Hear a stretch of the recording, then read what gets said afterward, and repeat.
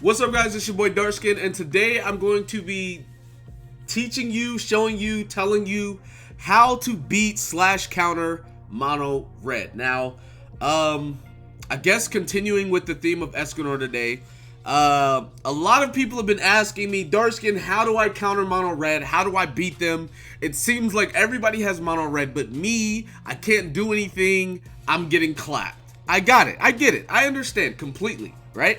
So, I'm going to be telling you how to beat the team, or what you need to do, and some of the things that you can do to beat mono red. So, starting out, mono red, obviously you have red Escanor, Gother, Arthur, and red King. Now, people that don't have red King opt for, Hauser, Grimoire, but that doesn't matter. It's whatever, right?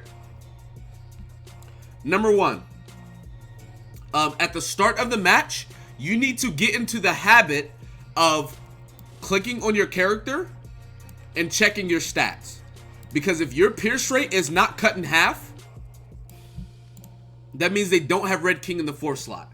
And if you are using pin team, pierce rate team, right, going against mono red, and your pierce rate is not cut in half, you need to try to one-shot somebody. if you get super lucky with like 2 Meliodas cards or something, hey, I mean, your goal is to one-shot them anyway, so I guess it doesn't matter as much, but hey, that's something you need to get into the habit of doing. If there's a 4th slot unit that can hinder your team, you need to get into the habit of understanding if that unit is on their team so that you can play around that. Because it's like, if your pierce rate is cut in half, you're probably not going to opt to use as many Meliodas cards, whereas you could fuse some of his cards in Ult Rush, or there's different things like that. But anyways, the best way to stop this team from winning is to stop them from buffing. Now, you can do that one of two ways. Well, there's 3 different ways to do it. Number 1, kill Escanor, which is not really likely because of his passive, giving him 50% to HP, and Arthur's passive boosting, Escanor as well. So killing Escanor is not really an option unless you can, take the debuff away, which we'll talk about that later. Now, number 2 is, which this doesn't really stop them, it kind of slows them down. Kill Gother, or stop Gother. Killing Gother is going to mean that they cannot rank up, which in turn means they can't get a level 3 buff. Now, Arthur can still buff Escanor, it just won't be a level 2 or level 3 debatably.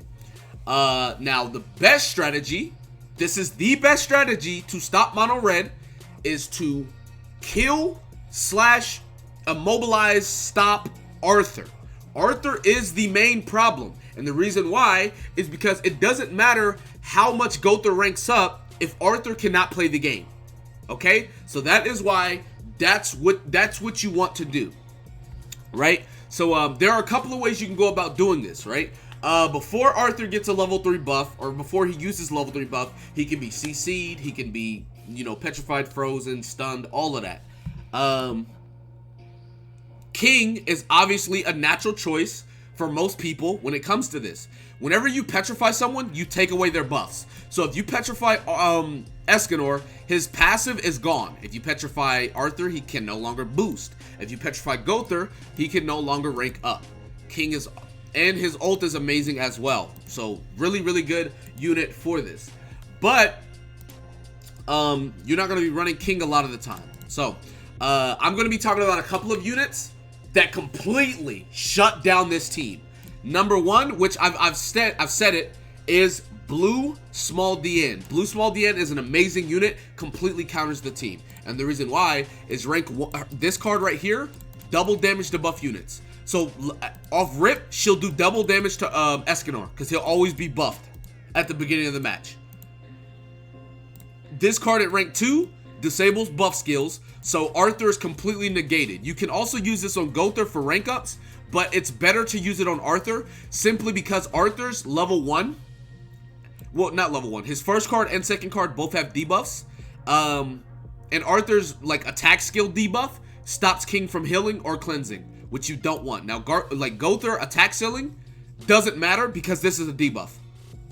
King's Petrify is a debuff, and King's Cleanse is a heal card. So Gother's attack skill doesn't really do anything to anybody on the team, right? She has one attack card. The other card's a debuff. Debuff cleanse. Debuff rank up, which is a boost. And like there's really no one with just attack cards, so you don't need to hit Gother with that card, right? It's a lot better to hit Arthur with this card right here. And in rank 3, it removes buffs and disables buff and debuffs for 2 turns, right? I run this team. This is my team that I've been running. I run Ult Rush. I usually get a merge or something with Diane, so that way I can get like a level 3 card and do like really good damage or something like that. This team works really well for me. Yes, against Pin Team, I lose a lot more than I would if I read like Red King, but like I don't just lose, right? Like I could easily get King ult, and you know, like generally people go for my Diane and then I just rush King ult. Or even if they go for King ult, I can rush Diane ult, Gother ult, etc. So it's like I lose to Pin Team a bit more, but I still can beat Pin Team. It's not like I lose to Pin Team every single time.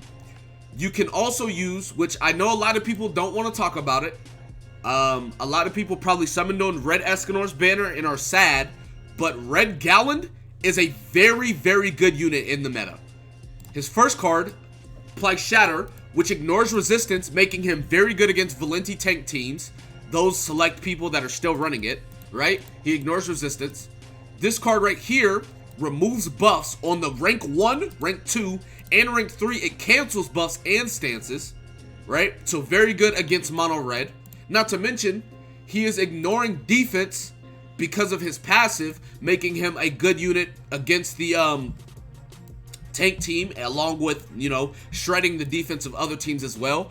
He also buffs mono red with this as well, and then his passive basically counters Gother, which Gother is used on the tank team, Gother is used on mono red, and Gother is used on what's it called? Ult Rush. So he's countering all of those comps. Very, very, very good unit. I know a lot of people don't think he's that good, but he actually is pretty good.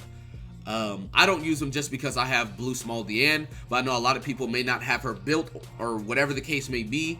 I'm not saying you have to build these units. These are just counters. Helbram.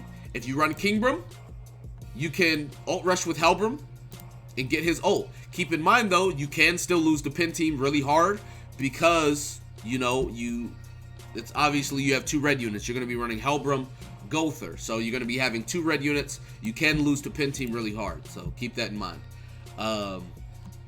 Now, another unit, which is a free-to-play option for a lot of people, is going to be Red SR Slater. His second card, rank 1, decreases attack-related stats and disables everything but attack skills. This doesn't include ultimates. They can still ult, but they cannot buff, debuff, heal, cleanse, nothing. All they can do is attack. Their attack-related stats are decreased, and it's for 2 turns. So Arthur cannot buff. If Arthur has a level 2 attack card, he cannot debuff. None of that.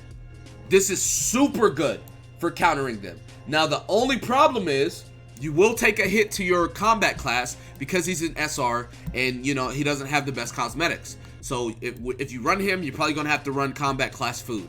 But he hard counters Arthur and Gother. This lasts for 2 turns. This one also lasts for 2 turns. And this one lasts for 3 turns. Very, very, very good option. Also, his first card has Lifesteal, which is pretty decent for giving him sustainability. On top of his ultimate should be maxed and disables attack skills. Really nice. So, Slater is a very, very good option to countering the team. Now, for those of you that don't have mono red or need to counter it or beat it, you can also nuke them with mono, well, not mono blue, but giant. You can use like giant blue Diane along with, you know, Blue King and try to like ult rush nuke them. The fact of the matter is, mono red is just about the best team in the game outside of Pierce Rate team. And it's like Red King counters Pierce Rate kinda, but what, like, as far as countering mono red, this is all the options you got. Now there are a couple of other units that you can use. I just named some of the select fews that are my favorites and that I think get the job done really, really well. Like I said, I have been using this team right here. I've been ult rushing, and I've been doing really good. Now, granted, I do have UR gear for my Diane. I did make UR gear for her. A lot of people called me crazy. A lot of people were like, yo, you wild dark skin. But she is carrying me through this meta. If you watch my streams, if you've been to the streams, if you watch the video, you know exactly what I'm talking about. Like I said, Red Galland is an amazing option. Red SR Slater is an amazing option. If you want to like try to ult rush nuke them as fast as possible, cool. If you can't do any of that, you can also just try to petrify Arthur, stop him from playing the game, right? You could petrify Gother if you need to, stop him from playing the game. These are the ways for you to beat mono red. You have to get Arthur out of there, because if Escanor's not buffed, he's not doing that much damage, right? Gother can rank up, that's cool and all, but Arthur is the main problem on the team. Get him out of there. That is how you're going to beat mono red. So, anyways, that's going to be it for this video. Be sure to give it a like, subscribe to the channel if you're new, comment down below, tell me what you guys think in the comment section below. With that being said, I will see you guys next time. Peace.